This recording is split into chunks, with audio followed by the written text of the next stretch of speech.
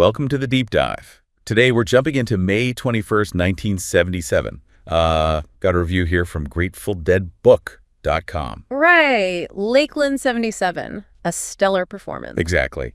And the idea here is just to get a feel for this show, the Lakeland Civic Center gig, without having to listen to the whole thing right now. Yeah, sort of the highlights, the vibe. And I mean, this one's pretty significant. It actually got released as Dick's Picks Volume 29. Oh, wow. Okay, so that tells you something about the quality right there. Definitely. The Dick's Picks series, well, it usually means it's a standout performance. Okay, so let's get into it. First set. The review kicks off talking about Bertha as the opener. Says it was a real powerhouse. Mm-hmm. High energy right from the start. Sounds like they were really locked in. Yeah, and apparently the end was just like crazy.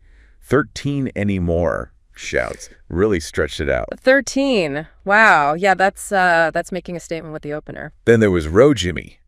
Clocked in over 11 minutes. Okay, long one. Yeah, and the review calls Jerry's solo breathtaking.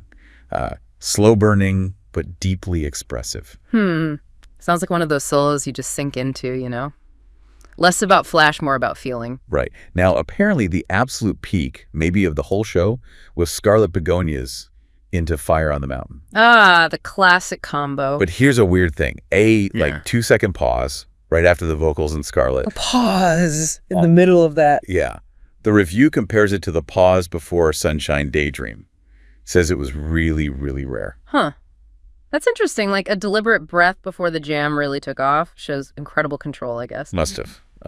The transition itself into Fire, they said, was maybe a bit longer than Cornell's version, maybe slightly less intense, but the shift was fast. Okay. Like Jerry and Phil hit those opening riffs of Fire almost at the same time. Staccato. Nice. And how was Donna in that first set? Sometimes that's a point of discussion. The review specifically calls her out as being great. Pitch perfect harmonies and pure energy. No mention of any, Any wailing. Good. So the whole band was just firing on all cylinders. It seems like it for set one, yeah.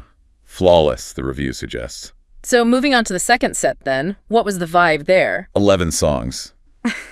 The review calls it fairly typical for May 77. Which, let's be honest, is still pretty amazing. Exactly. That's what they say right after. That still means it's fantastic. It opened with Samson and Delilah. Powerful opener for set 2. Yeah. They compared the raw power to the Dick's Picks 3 version. Yeah. So still intense. Okay, good energy carryover. Then, before Estimated Profit, apparently Bobby joked about forgetting how to play it. Classic Bobby Danter. But then the performance was, quote, near perfect. So, Gotta love that contrast. Then the middle section. Yeah, he's gone into drums, then other one, into Comes a Time. Pretty standard sequence. Consistently strong, the review says, even if maybe not the absolute peak moment. Still, that's a solid block of music right there. Lots of room for exploration. For sure. There was one slightly rough spot mentioned. The opening of St. Stephen. Ugh. What happened? A bit sloppy, apparently, and Jerry changed key. But it recovered. Became a force. Just maybe not, the best St. Stephen ever. Right, live music happens. They pulled it back together, though. Yeah. And Not Fade Away apparently started with a sort of playful, bouncy looseness. Interesting. Before it kind of locked into the more familiar groove. Okay, so a little variation there at the start. So summing it up, the review paints a picture of an incredibly vigorous show. Some truly incredible moments. Especially that first set, sounds like. Totally. Flawless first set, strong, energetic second set, definitely some undeniable peak moments. You can see why it made Dick's Picks. Absolutely. Kind of makes you think, doesn't it? If even a quote-unquote typical May 77 show could have these unique peaks, these little moments like that pause. Yeah. What other amazing stuff is hidden away in all those tapes makes you want to just keep digging, Definitely does. And hey, if you do want to dig into this specific week in Dead history, check the bio. We've got a link for This Week in Grateful Dead History. It's got listening guides for, all the shows from this week back in 77. Good stuff. Worth exploring. For sure. Well, thanks for exploring this deep dive with us today.